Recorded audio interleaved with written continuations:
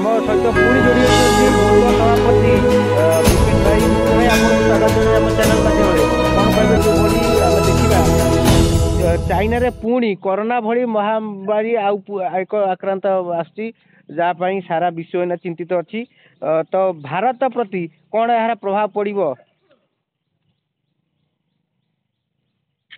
ବର୍ତ୍ତମାନ ଯୋଉ ଗ୍ରହ ଚାଲିଛି ଏଇନା ଭାରତ ପାଇଁ ବର୍ତ୍ତମାନ ରାମ ରାଜ୍ୟ ଆସି ଯାଇଛି।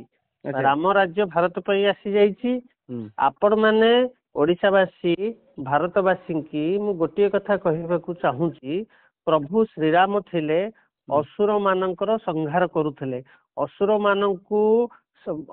ମାନଙ୍କୁ ମାରିବା ପାଇଁ, ରାକ୍ଷସ ପିଶାଚ ମାନଙ୍କୁ ମାରିବା ପାଇଁ, ସୁପର୍ଣ୍ଣଖାକୁ ନାକ କାଟିବା ପାଇଁ, ବଦମାସ ସ୍ତ୍ରୀ ଲୋକଙ୍କର ସୁପର୍ଣ୍ଣଖା ଭଳିଆ ସ୍ତ୍ରୀ ଲୋକଙ୍କର ଅସୁର ପ୍ରବୃତ୍ତିର ସ୍ତ୍ରୀ ଲୋକଙ୍କ ନାକ କାଟିବାକୁ ଶ୍ରୀରାମଚନ୍ଦ୍ର ପ୍ରଭୁ ଲକ୍ଷ୍ମଣଙ୍କୁ ନେଇକି ଅବତୀର୍ଣ୍ଣ ହେଇଥିଲେ। ବର୍ତ୍ତମାନ ଯୋଉ ଗ୍ରହ ଚାଲିଛି, ବର୍ତ୍ତମାନ ଭାରତ ରାମ ରାଜ୍ୟ ଆଡ଼ିକି ଫେରି ଚାଲିଛି, ଦ୍ରୁତ ଗତିରେ ଅଗ୍ରସର ହଉଛି।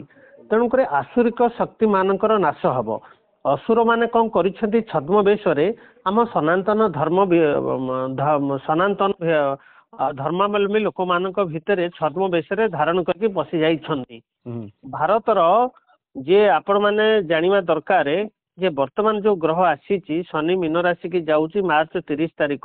ବର୍ତ୍ତମାନ ବୃହସ୍ପତି ଅଛି ବୃଷ ରାଶିରେ, ମଙ୍ଗଳ ଅଛି କର୍କଟ ରାଶିରେ, ନିଚ ଭାବରେ ଅଛି।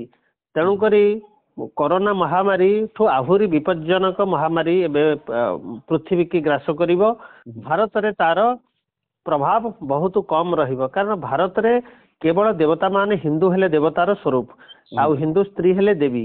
ତେଣୁକରି ଦେବାଦେବୀଙ୍କର ସ୍ୱରୂପ ହେଲେ ଭାରତର ସନାତନ ଧର୍ମ। ତେଣୁକରି ଏଥର ସନାତନ ଧର୍ମ ଲୋକମାନଙ୍କୁ ସେମାନେ ଛାଡ଼ିଦେବେ। ଯୋଉମାନେ ଅଖାଦ୍ୟ ଭକ୍ଷଣ କରୁଛନ୍ତି, ଗଉମାନଙ୍କୁ ଖାଉଛନ୍ତି, ମଦ୍ୟପାନ କରୁଛନ୍ତି, ସେମାନଙ୍କୁ ସେଇ ଭାଇରସ ଧରିବ। ଗଉ ମାଂସ ଯାହା ଶରୀରରେ ସେମାନେ ଧରିବ, ସେମାନେ ସେମାନଙ୍କର ଅକାଳ ମୃତ୍ୟୁ ଘଟିବ। ତେଣୁକରି ଯୋଉ ଭାଇରସ ଆସୁଛି, ସେମାନେ ଗଉ ମାଂସ ଖାଇଥିବା ଲୋକ ପାପୀ, ଦୁରାଚାରୀ, ଦୁଷ୍ଟ, ଆଉ ସେମାନଙ୍କୁ ଧରିବ। ହିନ୍ଦୁ ସନାତନ ଧର୍ମ ଲୋକମାନଙ୍କୁ କିଛି କ୍ଷୟକ୍ଷତି ହେବ ନାହିଁ।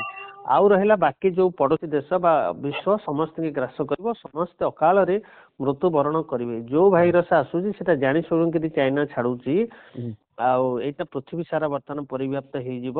ସବୁ ଲୋକ ସେ ଭାଇରସରେ ବହୁତ ଲୋକ ମୃତାହତ ହେବେ। କରୋନା ଆପଣ ଦେଖିଛନ୍ତି, ଶ୍ମଶାନରେ ଜାଗା ମିଳିଲାନି, ତାଠୁ ଏ ଭାଇରସ ଆହୁରି ଡେଞ୍ଜର ହବ। ଇଏ ଗୋଟେ କଥା। ଭାଇରସରେ ଲକ୍ଷ ଲକ୍ଷ ସେ ହଉଛି ଭୂତାଣୁ, ଭୂତର ଅନ୍ୟ ନାମ ହଉଛି ଭୂତାଣୁ, ଭୂତାଣୁ ଗୋଟିଏ ସିଏ। ତେଣୁ ସିଏ ଗୋଟେ ଟାଇପର ମହାମାରୀ ଭୂତ ବା ଭୂତାଣୁ। ତେଣୁକରି ସେ ବର୍ତ୍ତମାନ ସର୍ବନାଶ କରିବାକୁ ଆଗେଇ ଆସୁଛି। ତେଣୁକରି ପୁଣି ଲକଡାଉନ ଅବସ୍ଥା ହେଇଯିବ, ଚାରିଆଡେ ଲକଡାଉନ ହବ, କଳକାରଖାନା ଲକଡାଉନ, ସ୍କୁଲ କଲେଜ ଲକଡାଉନ। କିନ୍ତୁ ଯେହେତୁ ଭାରତରେ ଶ୍ରୀଯୁକ୍ତ 108 ପ୍ରଧାନମନ୍ତ୍ରୀ ନରେନ୍ଦ୍ର ମୋଦୀ ଅଛନ୍ତି, ସେ ତାର ଉପକରଣ କରିବେ ବା ଆମେ ମାନେ ପୂଜା ପାଠ ମନ୍ତ୍ର ଜପ ଦ୍ୱାରା ତାକୁ ନିୟନ୍ତ୍ରିତ କରିବୁ। ସେଥିପାଇଁ ସନାତନ ଧର୍ମର ଲୋକମାନେ ଭୟଭୀତ ହେବାର ନାହିଁ।